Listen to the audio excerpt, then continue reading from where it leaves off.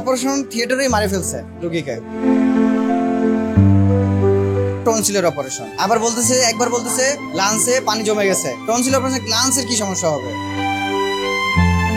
Tanzina Tabassum scene Tejgaon কলেজের honours দ্বিতীয় বর্ষের শিক্ষার্থী।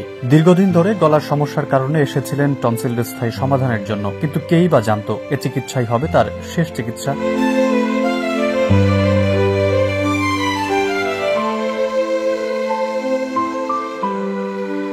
পরিবার ও স্বজনদের দাবি, হাসপাতালের ভুল চিকিৎসার কারণেই তানজিনা তাবাসসুম সিনের মৃত্যু হয়েছে। তবে এই ঘটনায় হাসপাতাল কর্তৃপক্ষের সঙ্গে কথা বলার চেষ্টা করা হলেও তারা কোনো উত্তর দেননি। কর্তৃপক্ষ আমাদেরকে জানিয়েছে যে যখন অপারেশন শেষ হয়ে যায় তখন নাকি একবার চোখ খুলছে, তারপর নাকি হার্ট অ্যাটাক করছে, সেন্সলেস হয়ে গেছে।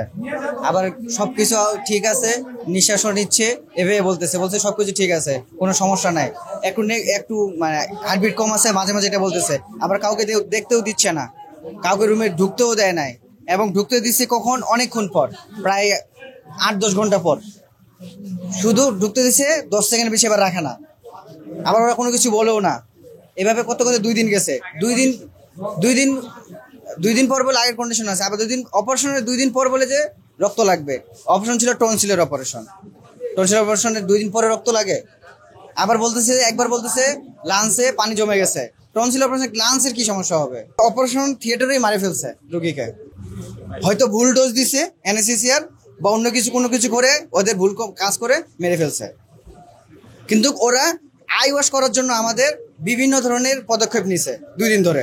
তাড়াতাড়ি কথা বলতেছে, সে সকাল থেকে কথা বলতেছে, কি করতেছে আমরা কিচ্ছু জানি না। আমরা সমাধানে এটার সুষ্ঠু বিচার চাই, কিন্তু বিচার যে চাবো, পুলিশ ওদেরকে হেফাজতে নিতে চাচ্ছে না। যে টিম কাজ করছে যে না নেয়, আমরা কেমনি বুঝবো তারা বিচার করবে?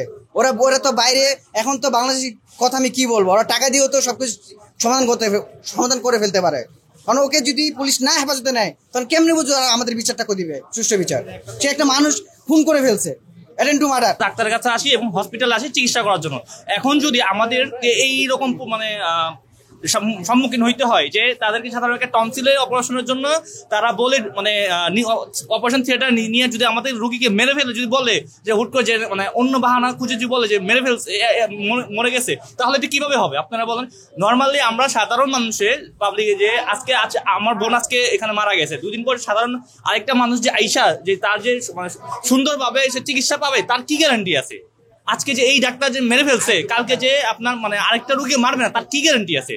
ইভেন এখানে যে কমিশনার, পুলিশ সবাই আসছে, আসার পর সকাল থেকে এই পর্যন্ত মিটিংই করে যাচ্ছে।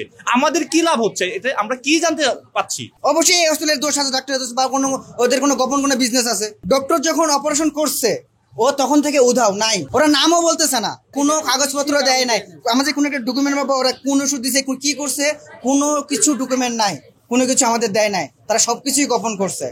এবং কি যখন অপারেশনের আগে একটা যে রোগীকে চেক করবে তার কি সমস্যা, তাকে অপারেশন করা যাবে কিনা, সেই প্রসেসগুলোর কোনো ডকুমেন্ট দেয় নাই, দিচ্ছে না। এবং যে রোগী দেখে একটা মানে অনেক সময় হয় রোগী ভয় পায়, অনেক কিছু বলতে চায় না, সাথে একজন থাকা লাগে, রোগীর সাথে কাউকেই যাইতে দেয় নাই প্রথম অবস্থায়। এদিকে হাসপাতাল কর্তৃপক্ষের একটি সূত্র নিশ্চিত করেছে, এই ঘটনা তদন্তে সিভিল সার্জনের নেতৃত্বে একটি তদন্ত কমিটি গঠন করা হয়েছে।